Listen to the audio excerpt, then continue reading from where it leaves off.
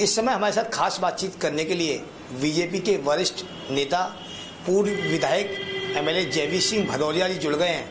इनका लंबा राजनीतिक करियर रहा है, इनसे जानने का प्रयास करेंगे कब ये राजनीति में आए, कितनी बार विधायकी का चुनाव लड़े और कितने बार सत्ता पर बैठे और आगे इनकी इस समय चुनाव की सियासी गर्मी के बीच क्या रणनीति है चुनाव को लेकर। सर क्या नाम है?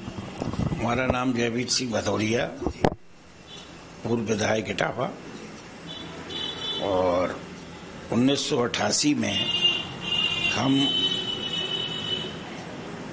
ब्लॉक प्रमुख सुखदा जी की छत्र छाया में, सुखदा मिश्रा जी की छत्र छाया में बने थे। राजनीति में वो ही हमको लाई थी। फिर मैं 91 का चुनाव लड़ाया उन्होंने हमें, उसके बाद वो हारे, 93 का फिर लड़ाया उन्होंने, उसमें हम जीते समाजवादी पार्टी से। उसके बाद फिर समाजवादी पार्टी 95 में छोड़ दी। कल्याण सिंह ने बुलाया हमें, बात की, हम उनके साथ हो लिए, हमें उनके विचार अच्छे लगे। और उसके बाद फिर 96 में फिर चुनाव में हम जीते और उसके बाद फिर 2002 में फिर चुनाव लड़े बीजेपी भारतीय जनता पार्टी से, लेकिन उसमें जो है 32-33 वोट से हार हुई। और उसके बाद फिर बीजेपी से नाराज हो गए हम कुछ कारणों से, तो उससे फिर हम 2007 में लड़े। 7 में हारना पड़ा हमें और उसके बाद से हम फिर आपके क्या नाम हो, फिर बीजेपी में फिर आ गए। राजनाथ सिंह ने हमसे कहा पार्टी में आइए, पार्टी में रहिए, और तब से बराबर हम 10 साल करीब रहे पार्टी में। क्या लग रहा है 1988 राजनीति में आने के बाद आपने कितने बार मजबूरी से इटावा सीट से विधानसभा चुनाव लड़ा और कितने बार जीते? 2 बार जीते हम।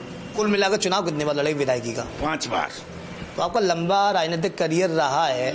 इस समय आप भारतीय जनता पार्टी में हैं और प्रबल दावेदारी कर रहे हैं, इस समय आप टिकट भी मांग रहे हैं।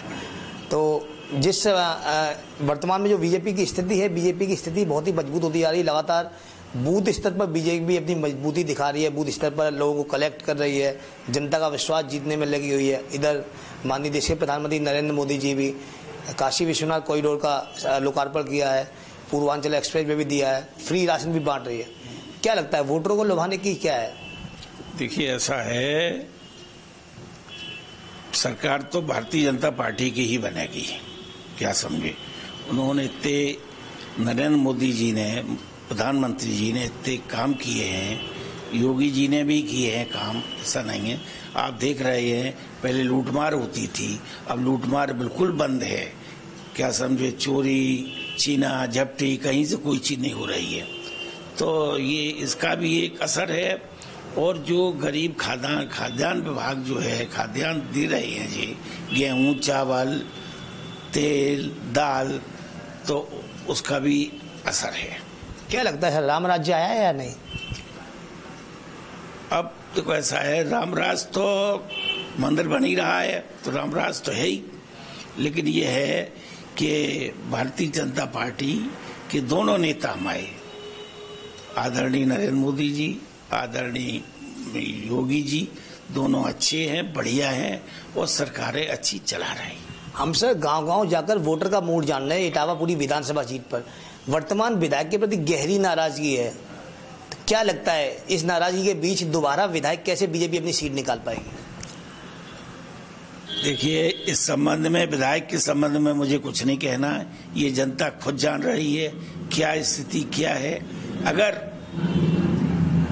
पार्टी ने कैंडिडेट बदल दिया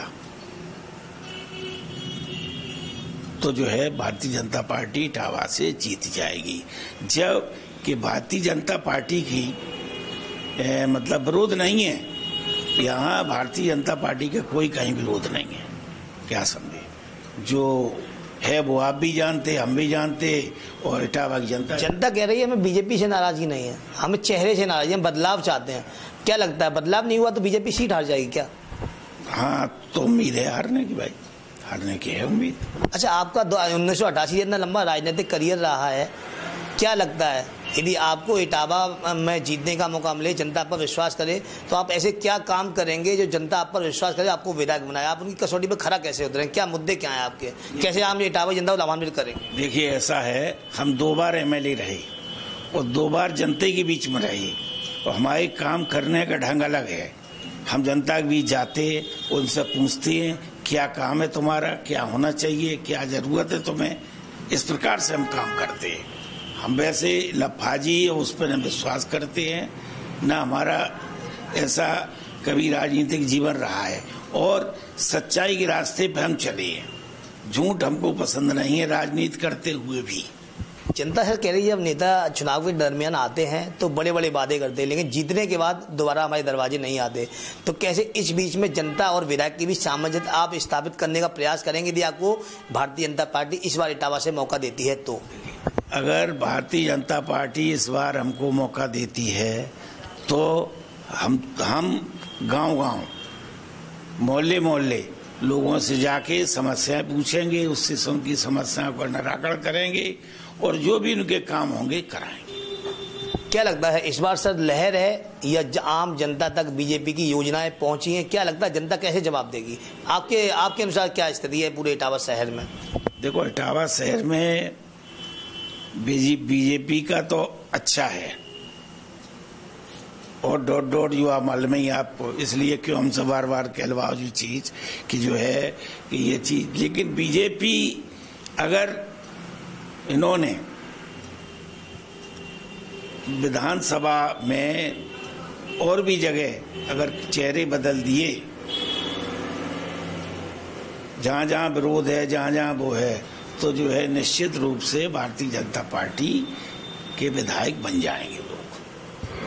तो भारतीय जनता पार्टी है लगातार बूथ स्तर पर अपनी मजबूती बनाने में लगी हुई है। वहीं जो देश के प्रधानमंत्री नरेंद्र मोदी हैं, उन्होंने भी काशी विश्वनाथ कॉरिडोर का उद्घाटन किया। कहीं ना कहीं वोटरों को लुभाने की एक कवायद जो है भारतीय जनता पार्टी द्वारा की जा रही। तो हमारे साथ खास बातचीत में थे पूर्व विधायक MLA जयवीर सिंह भदौरिया जी। इन्होंने साफ तौर पर कहा है यदि जनता ने हमें मौका दिया तो हम उनकी कसौटी पर खरा उतरेंगे और समूचे इटावा को विकास एवं सौंदर्यीकरण की राह पर ले जाएंगे। सनत तिवारी, इटावा।